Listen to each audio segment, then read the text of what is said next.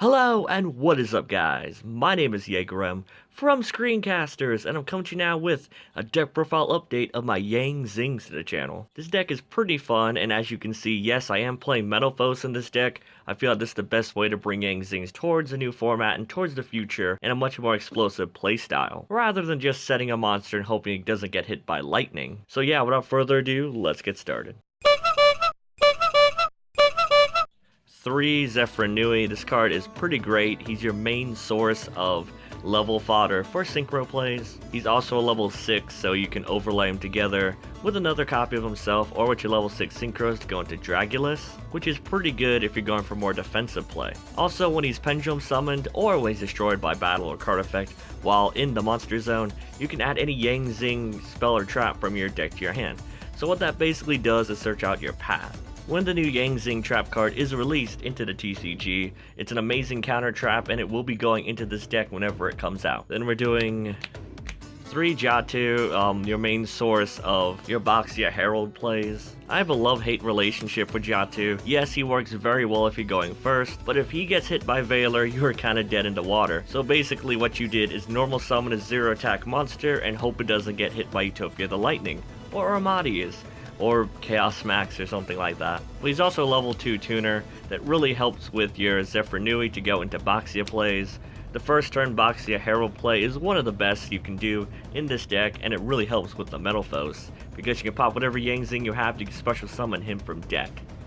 3 Chaofeng, the level 1 tuner of the deck. This card has amazing synergy with the Metalfoes, because it'll help you go into Ignister, which is just MVP in the Pendulum matchup. This graveyard effect is pretty nice, and he helps go into some of your bigger level modulating plays, and he helps you get into Crystal Wing from your level 7 synchros. So he's really nice and a mandatory at 3 of, as well as Jiatu for your tuners. Then we got 3 of the beater of the deck. 3 Swanee. Swanee's really nice. You make sure monsters go up by 500 attack when you use them as synchro material. This really helps beef up your Trishula by making it go into 3300 attack, and now that you already banished 3 cards, it really helps you OTK. But yeah, he's one of the cards you're going to be popping with your Metalfoes or discarding with your Jiatu. Then we got 3 Beyond. When you use him as synchro material, whatever synchro monster you summon can't be destroyed by battle. He really shines when you go into the Herald play, because having a free negate with your Herald that can't be destroyed by battle is really nice. So they're gonna have to bait it out before they can get over it, which is really nice. So sometimes you can just sit on your Herald, and yeah, he helps you go into bigger monsters. We're doing 2 Bixie. The reason being is that traps aren't that prevalent this format, and the traps that are prevalent are counter traps, so Bixie doesn't really help with that. But her effect is if you use her as synchro material, the synchro monster you summoned is unaffected by trap cards. It's another Zing name along with your last Zing we run, which is the one Pulao. Pulao can be a dead draw sometimes, but it does really help to make your synchro monsters unaffected by spell cards, and him being a level 1 Zing really helps you go synchro climbing. But yeah, that's it for the Zings of the deck. For the Metalfoes, we got 3 Metalfoes Volflame and 3 Gold Driver. These guys help facilitate your Zing plays. Volflame being an 8 scale and Gold Driver being a 1 scale means you can pendulum summon back your Zephyr to go into rank 6 plays or to keep using it as synchro material. And they help pop your Zings to trigger off their effects. And you could just set up so much advantage by setting up the trap cards you search with this little engine here. And for the last of the Metalfoes, we got 1 Steeled and 1 Silvered. Just an extra 1 scale and an 8 scale. I feel like the 8 ratio of Metalfoes is just perfect in Zings. I tried more, did not do too well. Tried less, I never saw them, so I feel like this really helps the deck go. They really add another dimension to the deck where it's just less defensive and a lot more attacking, which I really do enjoy. So that's it for the Metalfoes engine of the deck. And for last, the monsters, the obligatory 2 Maxi, because yes, you do want to go first in this deck, but if you do go second, you want to draw those cards and stop your opponent from making a really big board that you potentially can't get rid of. But yeah, that's it for the monsters. On for the spells. We have 2 Zing Path. Now the reason I don't play 3 is because it is a dead draw if you're going first. You don't want to open this card, you want to search it with Zephyr. This card is basically your Pot of Avarice for your deck. It shuffles back 3 Zing monsters and you draw 2 cards, which is just amazing. It helps reset your deck and get you some awesome draw power. But you don't want to open it, you want to search it, so that's why I only see the need for 2 of them. And yes, when the Yang Zing counter trap is released, and I think Invasion of Vengeance or whatever, I will be playing it in this deck. Now, I would be playing Storm, but I don't own any, so to take up its place is 2 Twin Twisters. If you do own any Storms, I highly recommend taking out the Twin Twisters for it. Storm, if you don't know what Storm does, I'll put an image on the screen. It's really nice. Basically, pop all your back row, and you can pop all your opponent's back row, and it triggers off your Metalfoes trap cards, so it's really nice. But if you don't own Storm, I recommend playing Twin Twisters, because if you have to, you can pop your own back row. But any spot removal does help, because this deck does lose to back row, because a well-timed Effect Veiler, or Fiendish Chain, or Breakthrough Skill, or Solemn Strike can really hurt this deck. For the Power 1-0s, we got 1 for 1, 1 Soul Charge, and 1 Metalfoes Fusion. 1 for 1 really helps to special summon your level 1 tuner from deck, which is Chaofeng, so it helps you go into your Ignister plays with Metalfoes Full Flame. With Soul Charge, you can make really big boards, and with Soul Charge, if you're going first, you can make even bigger boards. However, if your opponent does out your field, having a recursion play isn't bad at all. And 1 Metalfoes Fusion, it shuffles itself back into the deck, so you only need 1. But it's really nice, and since you have this, you basically always have something to summon or to search off with your Metalfoes. So that's it for the spells. On for the traps. The trap lineup is pretty self-explanatory. We got 3 of the combination and 2 of the Metalfoes counter. I was trying a 3-3 ratio, but Metalfoes combination is just so much better in my opinion. It's the one you're always going to be popping if it stays on the field, and counter is really good as a defensive play, but it's not something you want to open with. Combination doesn't matter if you open with it, but it's something you always want to search, and popping it to get a free Metalfoes monster is really good.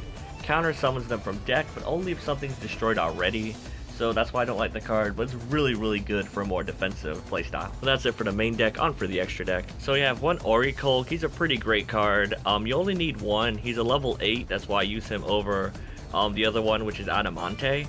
But he's level 8, and when he leaves the field, you can pop a card, which is really great. He helps establish your 38 plays, and he's another beater when you feel the need for it. We also run number 24, Dragulus the Vampiric Dragon. This card is super amazing. Sometimes you get a lot of level 6s with the Zephyrnuis, Pendulum summoning them back out, and with your Stardust Charge Warrior. So one thing you could really do is just overlay for this guy, and he's super good defensive card. Basically during either player's turn, you can target 1 monster for the extra deck and book a Moonet. That includes himself, so you can dodge stuff like Castel and 101. And yeah, when he gets banished or when he goes to the graveyard, he comes back and face down. And when you flip him back up, he has non-targeting, non-destruction, removal, which is really great. Just when he's flipped face up, send 1 card on the field to the graveyard. So he's really great, and I highly recommend it for any deck that can make rank 6s. Then we got 1 Flare Metal. This card's really amazing. Sometimes you got double Vol Flames, and you could overlay them if you don't know TK. So it's a really nice card to go into, and helps burn for game. 1 number 38 to overlay your Boxias or your Oricolkin to. It's a nice going first play and locks out spells. So yeah, now onto the synchros. We got 1 Trishula, Dragon to the Ice Barrier. It's really amazing, just banishing 3 cards is really nice. And if you use Sawani's Material with your Chaiwen, it gains 500 attack. Got the 1 Crystal Wing, 1 Scarlight, and 1 Ignister for your pretty standard level 8 synchros, or with your Jatu and Zephyrnui, really great in the Pendulum Mirror match. And Scarlight, you can board wipe your game, and Crystal Wing is one of your best first turn plays if you don't have the Boxia Herald play. We got double Boxia and 1 Yahtzee. These are basically the Yang Zing synchros of the deck. The reason I don't play Chaofeng is because of space. The extra deck is incredibly tight. And if I could, I would run a Chaofeng, but I had to cut it for space. Yeah, Yahtzee's really good. He can't be targeted, and he's very useful. He's like a Scrap Dragon. He can pop himself, pop another card in the field, trigger off his effect, and it's just really nice. And Boxia helps spin stuff, and it helps for your good for going first play, which is with Herald the Arc Light and a Boxia in defense mode to negate anything, and Herald can't be destroyed by battle, so you can be doing very well done. Comboed with the Metalfoes back row, it's very great. You can bring out 2 very easily, so you can overlay those into Titanic Galaxy, and he spins stuff from the field to the deck, so it's very useful in general. We got 1 level 7 Synchro, which is Clearwing Synchro Dragon. It's really nice. I enjoyed this card. It's really good into Blue Eyes matchup, and you can make it very easily with a Chaiwen and your Zephyrnui, but it's really nice, non-targeting, and he gets a beefcake when you use Sawani's Materials, so it's pretty nice. Got one Charge Warrior for your level 6. I do not own a Coral Dragon, but if you do, I might cut him for a Coral Dragon. You can definitely take in an Ultimaya Tzolkin if you have a Coral Dragon. So you can make this guy first, then your Coral Dragon, then send it to the graveyard for your Ultimaya play, and you get the draw card. So it's really nice. I like this card, but I would take him out if I was running a Coral Dragon. I got one Chambara for a level 5 Synchro and one Herald the Arc Light. I would play two, but as I stated before, extra deck space is incredibly tight. But yeah, if you make this with Beyond, it can't be destroyed by battle, so having a free negate that's kind of like Macrocosmos that can't be destroyed by battle or run over, it's really useful. So yeah, it's really nice, I enjoy it. And one Chambara, one of the best level 5s. You can try Catastor, but I definitely prefer Chambara because you can OTK a lot easier with it. So yeah guys, that is my Metalfoes Yang Zing deck profile. It's a super fun deck and I hope you guys enjoyed it.